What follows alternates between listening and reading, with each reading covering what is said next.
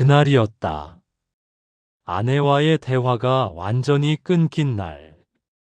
퇴근도 없고 나를 찾는 사람도 줄어든 은퇴 이후 집안의 공기가 조금씩 차가워지고 있다는 걸 알고는 있었다. 하지만 그날만큼은 이상했다. 나는 아침 식탁 앞에 앉아 밥을 먹으며 습관처럼 한마디를 건넸다. 오늘은 날이 좀 풀렸네. 그런데 아내는 고개도 들지 않았다. 예전엔 그런 애라도 하던 사람이었다. 그 침묵이 나를 낯선 사람처럼 만들었다. 그리고 그 침묵 속에서 나는 어쩐지 위축되었다. 내 목소리가 공허한 집 안에서 메아리도 없이 사라지는 느낌이었다. 아내의 표정은 무표정이라기보다 아예 내 쪽을 보지 않으려는 듯 했다. 그게 더 아팠다. 나는 그동안 가족을 위해 산다고 믿어왔고, 가장으로서의 책임을 다했다고 여겼다. 하지만 이제 와 돌아보니 나는 대화라는 가장 기본적인 다리를 먼저 놓지 않은 채 의무만 지키면 되는 줄 알았던 것 같다. 그날 아내의 침묵은 나를 향한 비난도 원망도 아니었다. 그냥 기대조차 하지 않는 사람에게 쓰는 태도 같았다. 그걸 알아챈 순간 나는 마음속 깊은 곳이 무너져 내렸다. 그리고 그 무너짐이 오래된 외로움을 깨웠다. 그날 집안의 조용함이 내 안의 빈자리를 적나라하게 보여주고 있었다. 나는 천천히 지난 날을 떠올렸다. 언제부터 아내와의 대화가 줄었을까? 아마 아이들이 집을 떠난 이후부터였을 것이다. 그때 나는 회사 일이 더 바쁘다는 이유로 깊은 대화를 피했다. 아내는 괜찮다며 늘 당신 일이나 잘해 했고, 나는 그 말이 진심이라고 믿었다. 하지만 지금 와서 생각해보면 그 말은 내 마음도 좀 들여다봐 달라는 다른 표현이었는지도 모른다. 아내는 말수가 적어진 내가 불편했을 것이고, 나는 내 방식대로만 가족을 챙겼다고 착각했다. 은퇴 이후 갑자기 집에 머무는 시간이 많아지면서 둘 사이의 침묵은 더 크게 느껴졌다. 아내는 자신만의 루틴이 있었고, 나는 그 안에 갑자기 끼어든 낯선 사람이었다. 그날 오후, 나는 아내에게 조심스럽게 말을 걸었다. 우리 요즘 말이 잘 안 오가는 것 같아. 아내는 짧게 대답했다. 그래. 그 한마디가 너무 차갑게 들려 나는 더 말하지 못했다. 내가 만든 거리감인데도 막상 그 거리를 마주하니 두려웠다. 마치 오래된 다리가 부서질까봐 건너지 못하는 사람처럼 서 있었다. 아내의 짧은 한마디 속에 우리가 잃어버린 세월의 무게가 들려오는 듯 했다. 그날 밤, 나는 거실 불도 켜지 않은 채 의자에 앉아 있었다. 하루 종일 아내와 나눈 대화라고는 그래, 딱 한마디뿐이었다. 마치 내가 사라져도 집안의 풍경은 그대로일 것 같은 착각이 들었다.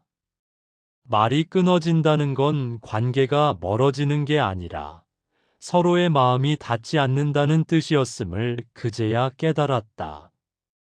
나는 그동안 나름대로 열심히 산다고 했지만 사실 가족들에게 마음보다는 결과만 보여주려 했던 건 아닐까.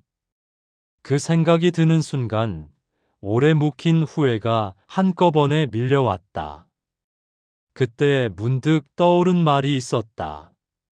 마음이 고요하면 천하가 고요하다. 장자의 문장이었다. 그 말이 왜 그 순간 떠오른 것인지 스스로도 알 수 없었지만 아마도 내 마음이 너무 소란스러워 아무 말도 들리지 않는다는 신호였을 것이다. 아내의 침묵이 문제인 줄 알았는데 사실은 내 안이 더 어지러웠다. 내가 먼저 조용히 멈추고 내 마음을 들여다봐야 했던 것이다. 아내의 태도는 내 마음의 불안을 비추는 거울에 불과했다. 나는 그제야 조금씩 호흡을 고르고 스스로에게 말했다. 이제야 보이는구나. 내가 잃어버린 것들이. 아내와 나 사이에 놓인 침묵은 벌이 아니라 깨달음의 기회로 바뀌고 있었다.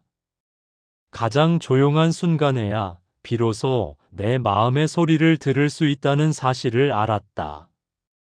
다음 날 새벽 나는 평소보다 일찍 눈을 떴다. 마음을 다잡고 조용히 집 안을 걸었다.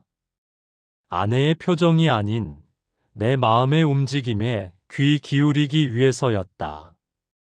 장자의 말처럼 마음이 고요해야 상황을 제대로 볼 수 있다는 생각이 들었다. 나는 먼저 다가가 보기로 했다. 아내가 차를 끓이고 있을 때 나는 천천히 말을 꺼냈다. 어제 내가 너무 미안했어. 우리가 멀어진 건 내 탓이 더 큰 것 같아. 아내는 놀란 표정으로 나를 보았다. 나는 이어 말했다. 당신 말이 필요해서가 아니라 당신의 마음이 궁금해서 그래. 그 말은 내가 평생 해보지 못했던 말이었다. 아내는 잠시 침묵했지만 그 침묵은 어제와 달랐다. 조금 부드럽고 조금 따뜻했다. 그녀는 아주 작게 말했다. 나도 요즘 많이 지쳤어. 그 말은 벽처럼 느껴졌던 두 사람 사이에 아주 조그만 틈을 만들었다. 나는 대단한 화해를 기대하지 않는다.